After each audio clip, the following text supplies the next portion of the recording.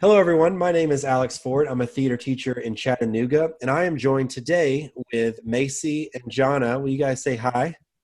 Hi. Hey. So, we are going to be talking about reading a side or reading a section of dialogue between two characters.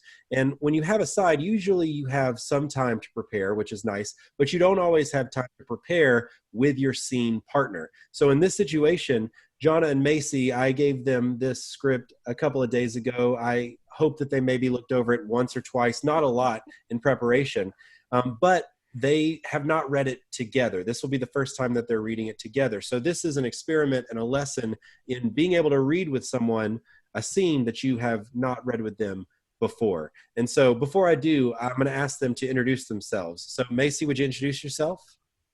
Hi. My name's Macie. I go to UTC, and I was a former theater student in Hamilton County. What do you like about theater?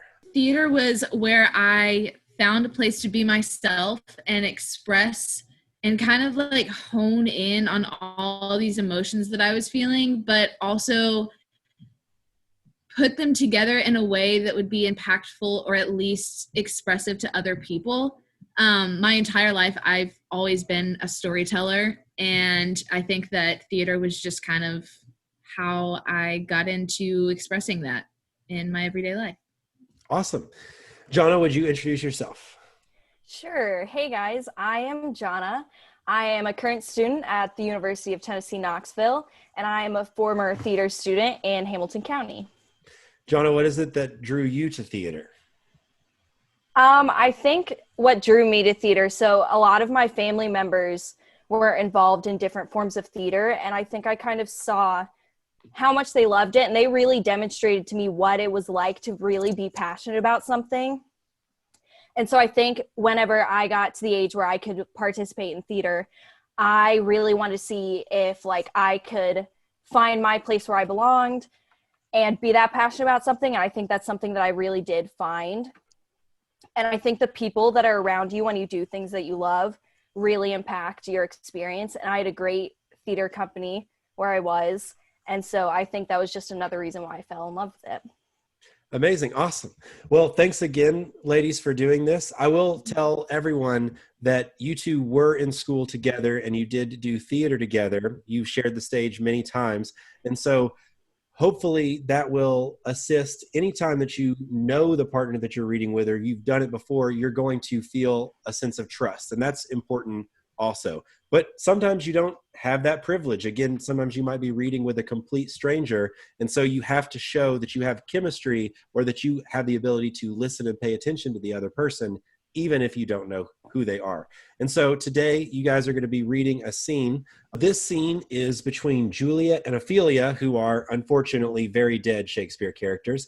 And they are kind of in purgatory discussing their deaths and also simultaneously in a therapist's office. So Juliet will be played by Jonah and Ophelia will be played by Macie.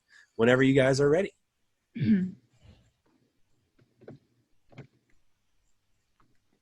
Hey, Hello.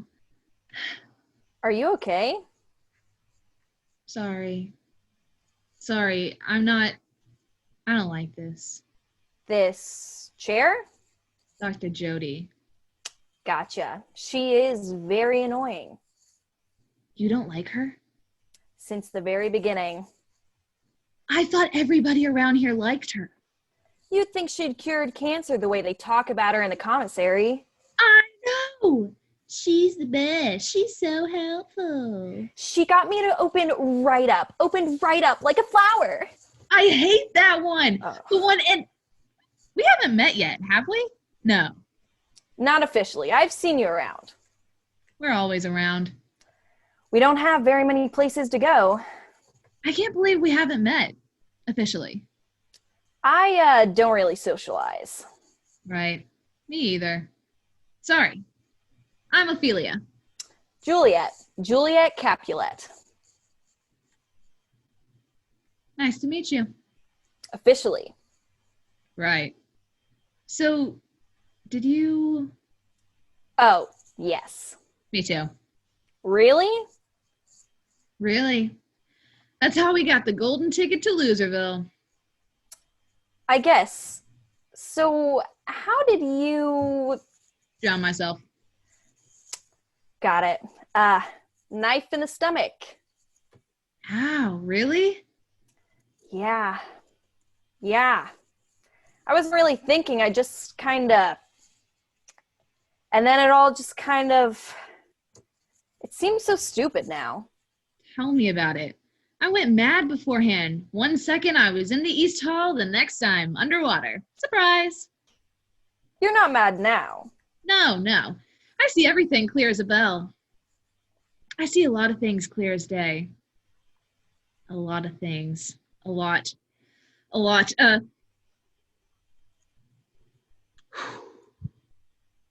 Sorry. Dr. Jody says I have anger issues. Me too. Anger management training. I think I have a lot to be angry about. Dr. Jody, 3 times a week. Being dead makes me angry. I hate being dead. It sucks. It really sucks being dead. Dr. Jody wouldn't like that kind of talk. Sometimes I just want to shove her glasses up her nose. Sometimes I just want to shove that bobblehead up her nose. The one on her desk. She changes them. Have you noticed? It's the mood of the day. The mood of the day bobblehead. I would feel so much better if I shoved a bobblehead up her nose. It would be awesome. It's my mood, Dr. Jody. Up yours, Dr. Jody. Up yours. She keeps pushing crafts on me. I'm supposed to find them. Call me. She says I have to do yoga. Like it? Hate it. Do you like the crafts? I hate the crafts. They're stupid crafts. Why do we have to make stupid bird houses and popsicle stick picture frames? Are there even any birds? I got assigned extra Dr. Jody time because I questioned the sanity of decorative macrame pot holders. I have nowhere to decorate, no one to decorate for, and as far as I'm concerned, the epitome of uselessness is decorative pot holders. I hate the bingo. I hate the shuffleboard. You know, I can live with shuffleboard. There's something about the way the puck just swooshes across the floor, drifting.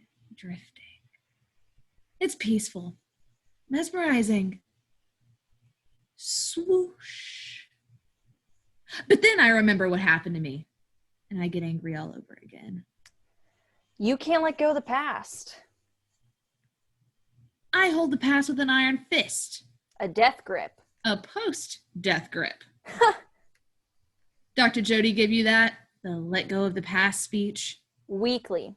Sometimes daily. Oh, man. If you want to move on, Juliet, you need to be calmer, more peaceful. Just like the shuffleboard, Ophelia. Calm and peaceful. You need to let go. Swoosh. Let go.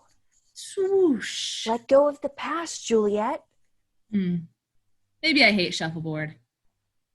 I don't want to let go of my past. I like getting angry when I think about my past. Being angry makes me feel good. It makes me feel alive. Were you allowed to get angry when you were alive?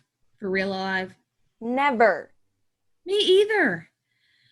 I just want to relive the past over and over again so I can get really angry about it. I love feeling angry. Stupid Romeo. Stupid Hamlet!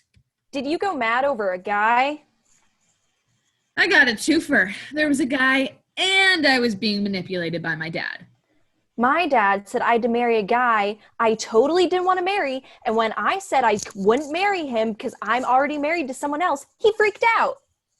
My guy told me to get lost. My dad died, and next thing I know... Did you do it over your dad? A guy I knew for one day. Where's he? Dead. Oh, did he... Oh, yeah, poison, over me.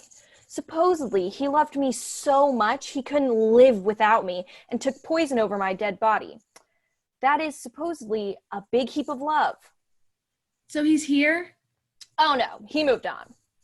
He left you behind? Oh yeah, eons ago. How's that for true love? No wonder you're pissed. Did you love him? Loved him enough to knife myself in the stomach. Now, not so much. Now I'd like to take his insides and pull them outside of his body. What is it with guys? I've never had one single solitary thought to myself when I was alive. Not one. Go here, Ophelia. Do this, Ophelia. To another Ophelia. Oh, I thought for myself. Thought for myself right into a knife in the stomach. I just had one single solitary thought. Probably wouldn't have ended up in that river. I know it. You were insane. You couldn't hardly help it. What's the deal with going insane for a guy? Guys suck. Romeo picks his nose. Hamlet farts and walks away. Romeo wears socks and sandals. Why would I want to move on? I just have to be happy about seeing all the people who jerked me around in my life. Do I really want to see them all that much? Do I really want to be happy about seeing Romeo with another girl? It's really not that bad here. No one bosses you around. If I want to eat ice cream at 2 a.m, I can. Nobody gets in my face. I like that. No parents telling you to marry some dope who has hairy monkey breath. Exactly. Why would I want to move on? Come on. Where are we going? Yell at Dr. Jody. We're going to stay angry for the rest of eternity. Commissaria's chocolate mint ice cream. I love chocolate mint ice cream. Let's celebrate our anger. To anger. Huzzah! Huzzah! Awesome. So that's really fun. So this scene has some kind of pre-thought, right? These are characters that already exist in other things. So what would you do for a scene like this to prepare? I'm going to ask Jonah first. Well, yeah, like you said, these characters exist from other things. So normally I would say if you can, go read those other things, but Shakespeare is quite long. So just read any like synopsis or shortened versions of what they have that you can, or any character descriptions or character motives. Pretty much anything like that is going to help you really. The background of the character's motives is really going to help you understand why the lines are what they are. And they're going to help you learn how you should deliver them. Awesome. So how did you guys feel about that read in particular? Macie, how'd you feel about it? I think that it was a lot of fun, to be completely honest. It was a lot of getting excited about being angry, which I feel like you don't have in a lot of scenes normally. So it was definitely a different range of emotion and tactic that went into it. And just being able to match the energy of the person that you are performing with is an incredible feeling in general. So I feel like, I don't know if you could tell, but like as we were going and like our characters were getting excited about stuff and like they were one-upping each other, like we were also doing that and like climbing.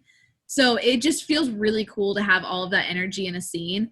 And I think that this was a very well-selected piece and I really thoroughly enjoyed it. So it was just a lot of fun to act out, and especially with Jonah being such an awesome partner. Oh, thanks. Good. And so you mentioned partner, and I noticed a couple of times you guys didn't say the exact words and you guys maybe skipped a line or you skipped a moment or there was a bigger pause. Was that because you were so focused on each other? I think for me personally, it was one of two things. One, I was either focused on just letting that whatever energy of the line that we had just said kind of like resonate and like get into the audience's mind and like let them comprehend that. And then also I was scrolling to the next page. And so I kind of got lost sometimes, but I think that we played it off very well. But I do that in a lot of my scenes is whenever I'm reading, especially if I'm with somebody and I'm caught up in the moment, I don't necessarily say word for word what is written on the scene, which can either be good or could be bad. But I think whenever you're doing a read like this, when it's not necessarily memorized and it is maybe an audition that you're doing with somebody, as long as you say the cue line pretty much correct where they know where you are, I think that as long as you're being in character and you're making character decisions, then you can get away with it. Good. Yeah, so I think so too. I think when we read, some people are so fixated on the words and the text that they forget that there's another human being there, right? And so if you help with the cues, but if you're really paying attention to your partner, and you're listening to what they're saying, observing their body language. Like you said, your energy is going to match and challenge and match and challenge. And it's going to be a lot more exciting, not just for the audience or for whoever's watching, but also for you. And you'll get caught up in the conversation, in the dialogue, and then hopefully the character that comes along with it. So I love it. You're preparing your characters by research, and then you are in the moment paying attention to the other actor. Well, Macie, Jonah, I really appreciate it. Thank you so much for your help. Thanks for joining us, and we'll see you next time. Thank you.